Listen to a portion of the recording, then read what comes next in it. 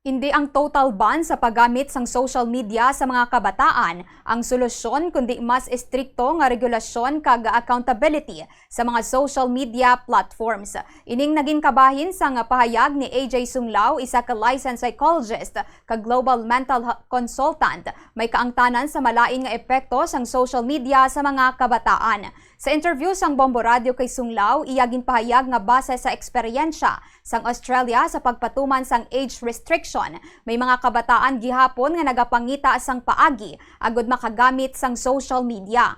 Bangod sini pahayag sang psychologist, mas maayo nga tutukan ang safety measures sa sulod sang mga o kunsang mga platforms. Ginpunto niya nga dapat mas hugton ang age verification, reporting mechanisms kag iban pa nga safety features sang Facebook, Instagram, TikTok kag iban pa nga platforms agud maprotektahan ang mga menor de edad.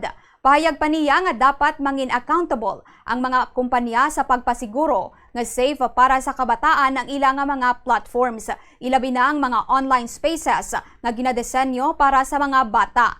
Ginpahayag man sang psychologist nga dako ang papel sa mga ginikanan sa pagmonitor sang ilang mga kabataan. Sunod sa iya, dapat masiguro sang ginikanan nga balanse ang online kag offline nga kabuhi isang isa ka bata. Lakip na ang interpersonal communication sa mga ini sa iban nga mga bata, amo man ang pagdevelop sang ilang nga life skills.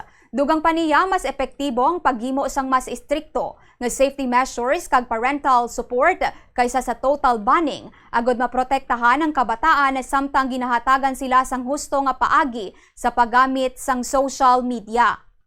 So, kaysa sa ban, I think kailangan mas pag-isipan natin. Nag-agree ako na kailangan mas higpitan natin. Pero nasa side dapat ng mga kumpanya, ng mga platform, mga bagay yung paghigpit na dapat mas pagtingin pa yung mga safety nets, yung reporting mechanism, at yung mga paraan para i-verify yung age. Importante na gumagawa tayo ng mga paraan para mas hold accountable ang mga platform na to make sure na safe ang ating mga bataan. Kaysa sa ban tayo, higpitan natin, gawin natin accountable yung mga platform para mas maging safe doon kung sino man ang gumagamit.